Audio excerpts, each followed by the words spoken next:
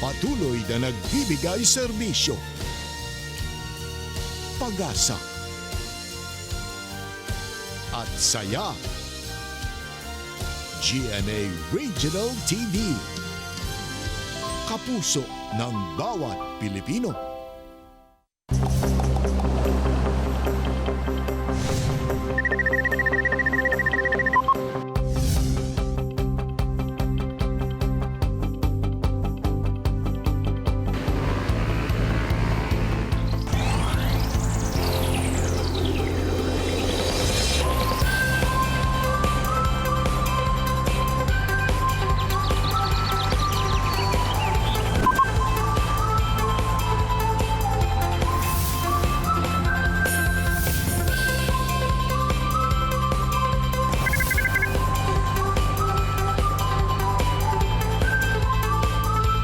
Kini ang At Home with GMA Regional TV. Maayong Huwebes sa buntag mga kapuso all over Mindanao. Labi na sa mga kapuso sa Buluan ug Sharif Agwak sa Maguindanao Province. Sa may buntag. Mayong buntag Sabjil, ato sab kumustahon ang ato mga kapuso sa Butuan City ug Kabadbaran City sa Caraga Region. Mga kapuso karong buntaga, virtual tour na sabta sa bag-uhay lang na diskubre nga Masidlacon Falls sa lungsod sa Bacolod, Lanao del Norte Province. Kauban si Mayor Judith Miquiabas. Samtang say bango na sa mga plantito ug plantita dinha. Sanglit ato makauban karong buntaga ang usa ka certified plantito ug cactus collector nga si Jancy Alcontin. Ug atong sayron unsa nga mga klase-klaseng cactus ang iyang ginaatiman. Ug sa Best Talk, makauban at Resi si Kapusong Matt Lozano. Una ka na mga kapuso, nasayod ba mo kung asa mo dapat moadto kung buot matilawan ang tamis o finest pineapple o pinya? Dili na kinahanglang mulayo pa, sanglit anaa sa Bukidnon Province ang ekta-ektaryang plantasyon sa pinya nga mausay major producer og pinya sa tibuok nasod. Gani na ilasab ang pineapple produced sa Bukidnon, sanglit pang-export ang kalidad niini. Ang 9,000 hectares sa plantasyon sa pinya mo'y usa sa pinakadakong plantasyon sa tibuok kalibutan ug ang pinakadako sa tibuok Asya.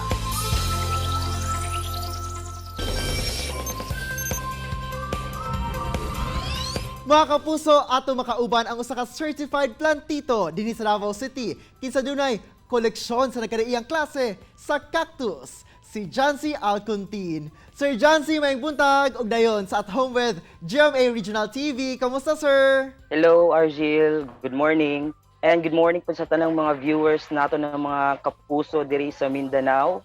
Mayong buntag sa iyong tanan. It's a great morning, Jud, sir. No, labi pa nga nakita nato ang imuhang mga plants diha sa imuhang likod. Sir, unang-una, kanus ba ka nagsugod nga mahimong usa ka plantito og paunsa pug ka nahilig sa pagpananom, sir?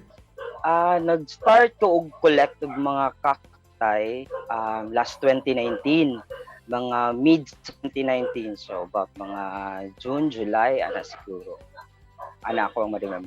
Pero sir, before ka nagkolekta ng ining mga cactus, unsa ba ang mga plants nga imuhang gipang tanom diha sa inyuhang tugkaran?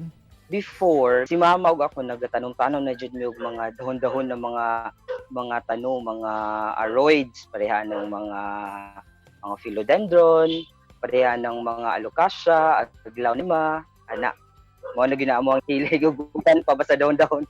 So sir, usa po na nag-inspire sa imuha nga mangolekta o nagkadaiyang klase sa cactus? Ako mga friends mga good, nakakita ko na nag-collect sila og mga different kind of cacti.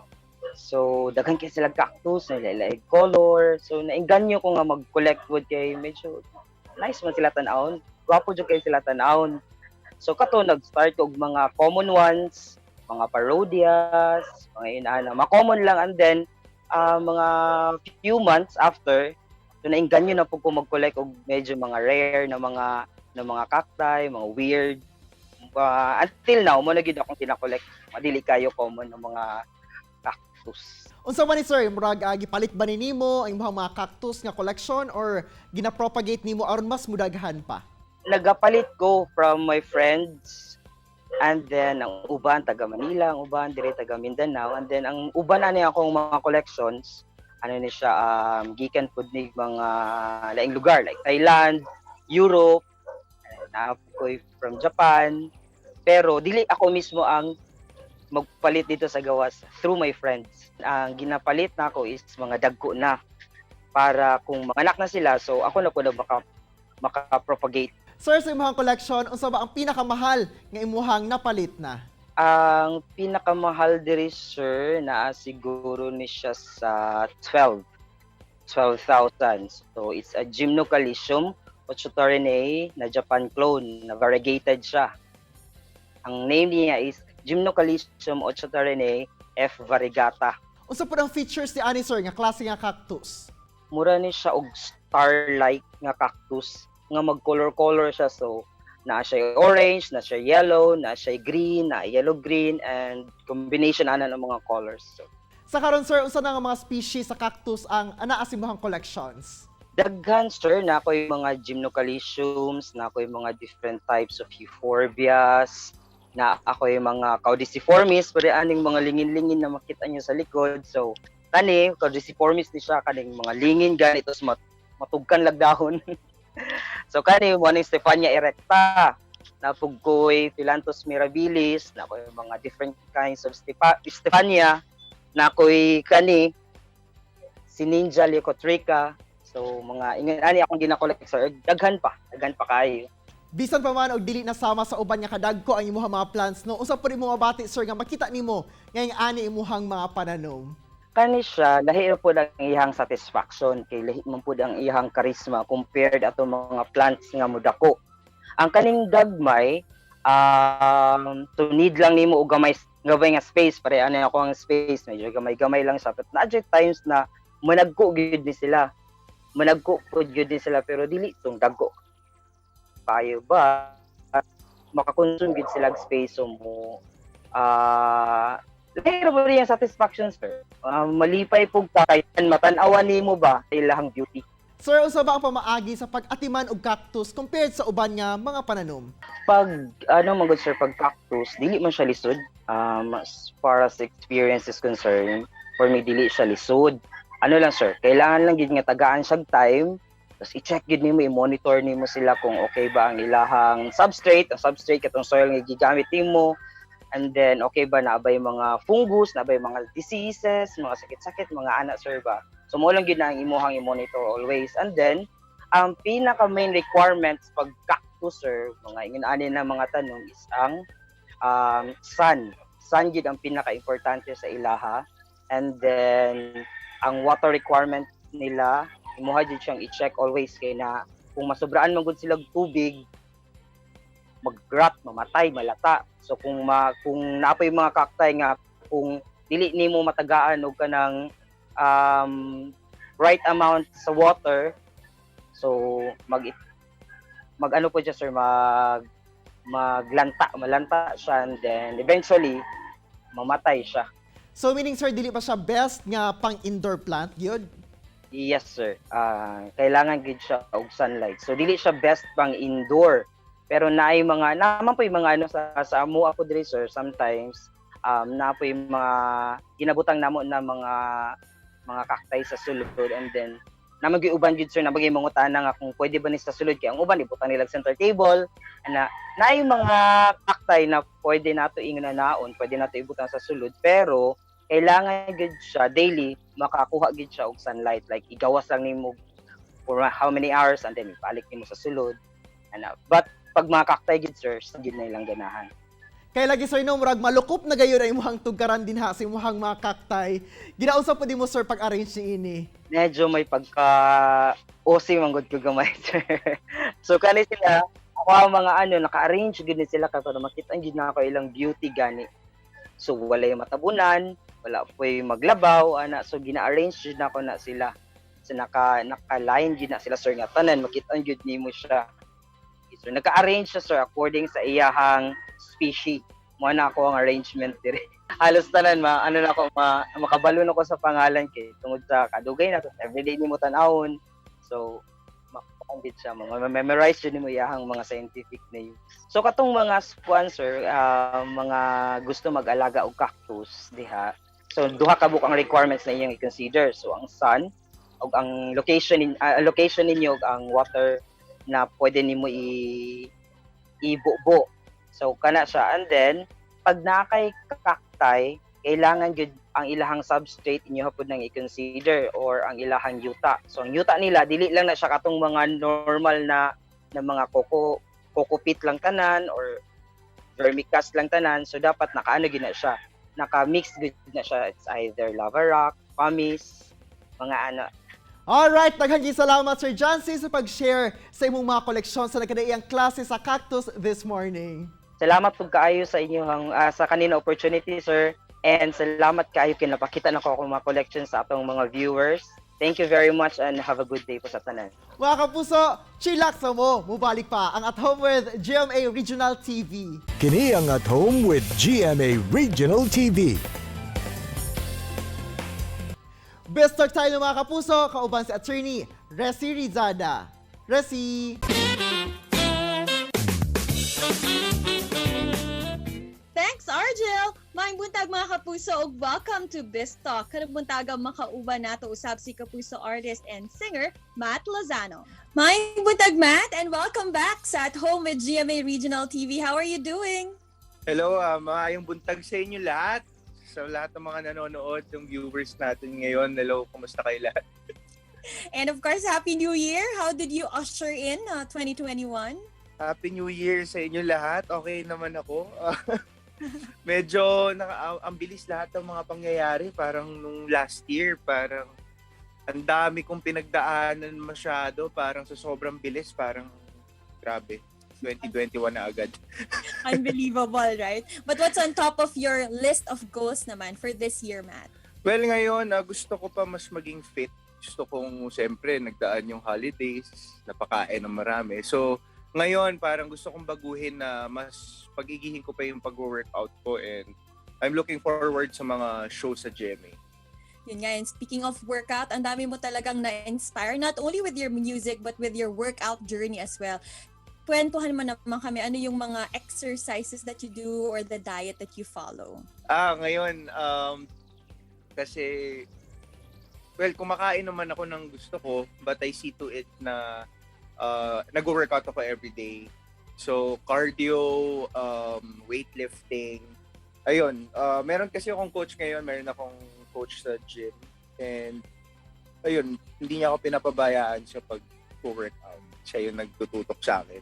Actually, maraming nakaka-relate, no? Lalo na din ako at saka sa mga manonood sa atin. Ano yung may papayo mo naman sa kanila? Any advice that you could give to them to start a fit and healthy lifestyle and somehow start their journey also of losing weight and feeling better, being a better version of themselves? Well, ako, disclaimer lang sa lahat, hindi naman ako payat, hindi naman maganda yung katawan ko, but I lost almost 60 pounds already. And I'm still medyo mataba. Pero ang maipapayo ko sa lahat, kailangan mo lang magtiwala sa sarili mo. Kailangan nyo lang parang magkaroon ng lakas ng loob at maniwala kayo na kayang-kaya nyo katulad ng ginawa ko. And Matt, you also shared last year about your COVID-19 naman na experience. How was that experience for you and your family as well? Isa yun sa pinakamalaking pagsubok sa akin at saka sa pamilya ko. Sobrang hirap kasi ang unang-unang pumasok sa isip ko kasi yung unang-unang nagkaroon ng virus eh. So ang unang-unang pumasok sa utak ko yung pamilya ko syempre. And natatakot ako na baka lahat ng buong pamilya dito sa bahay mahawa-hawa na. And sobrang lungkot kasi alam mo yun, knowing na meron kang positive ka ng coronavirus, sobrang hindi ko ma-take, araw-araw ko umiiyak. Sobrang ang hirap. Hindi ko na masyadong iniisip kasi grabe yung experience na yun. Sobrang bigat. But alam mo, nagpapasalamat na lang ako kay God kasi kahit nag-positive ako, parang na-survive namin agad ng buong family ko. And we are all with you in this journey. I'm sure meron kang gustong maging mensahe naman sa lahat ng mga tao, lalo na that we're still facing this crisis. Ayun, sa lahat ng mga nanonood, kapit lang tayo. Huwag natin kalimutan magdasal. Kailangan natin na lakasan yung loob natin sa lahat ng mga bagay dahil alam ko sa bandang huli, dahil sa Diyos, magiging mabuti lahat ng mga pangyayari sa buhay natin. I'm sure ang mga taga Mindanao excited din na marinig ulit ang boses mo, Matt. Baka may makanta ka naman for 2021. Hihirit ka na ng a few lines of your song for this year. Huwag kang maniwala dyan, di ganyan mahal talaga. Sayang lang ang buhay mo kung mapupunta ka lang sa kanya. Iwanan ka lang yan, yaka. Dagdag ka lamang sa minuming babae niya. Akin ka lang, iingatan ko ang puso mo. Akin ka lang, wala nang hihit sa'yo. Ayun, thank you very much, Matt! Lakas makababae ang kanta mo ngayong umaga. Thank you very much na nagbigyan mo kami. And I'm sure everybody would like to hear again your message mo naman sa lahat and invite them also to watch out for all of your projects. Yeah, maraming salamat. Maraming salamat sa lahat ng mga nanood ngayon. Sobrang happy ako na nandito ako ngayon. So, ayun, maraming salamat sa inyo lahat. Thank you very much, Matt. Maraming salamat mula dito sa Mindanao. And that was Kapusong Matt Lozano. Tutok lang mga kapuso, kay mo balik pa ang At Home with GMA Regional TV. Kini ang At Home with GMA Regional TV.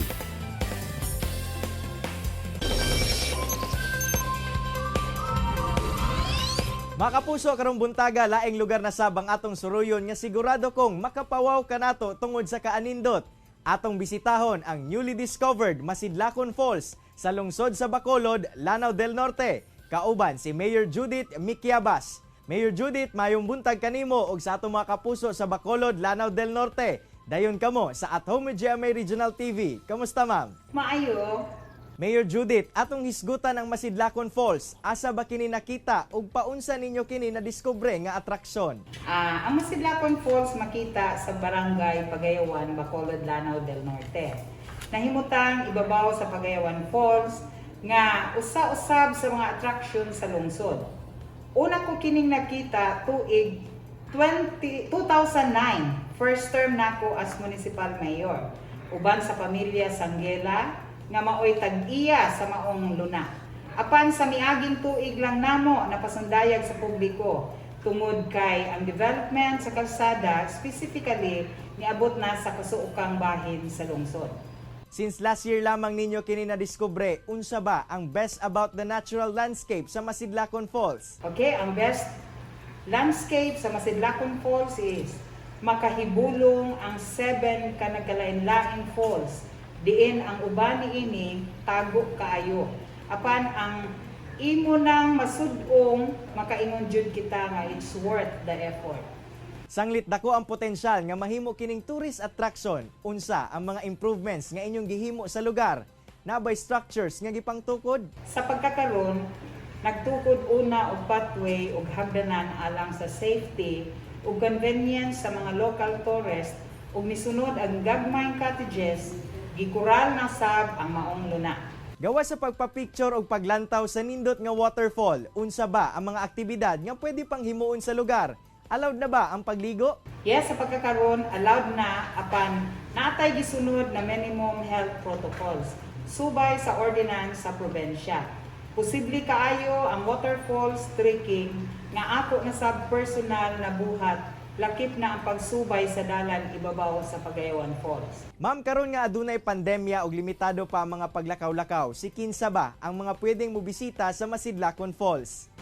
Sa pagkakaroon, ang among gi-accommodate ang katawhan sa Lanao del Norte kay hasol para sa tagalaing probensya ang pagkuha og travel authority. Unsa ang inyong efforts nga gihimo aron masiguro nga magpabiling mapreserba ang natural landscape niini? Talaga og mga issue nga maoy mubantay sa falls ug gipa musga namo ang pag-implement ang ordinansa o balaodnon sa lungsod nga nahiuyon sa pagprotektar o pagpreserbar sa kinaiyahan ngadto sa malahutayong kalambuan.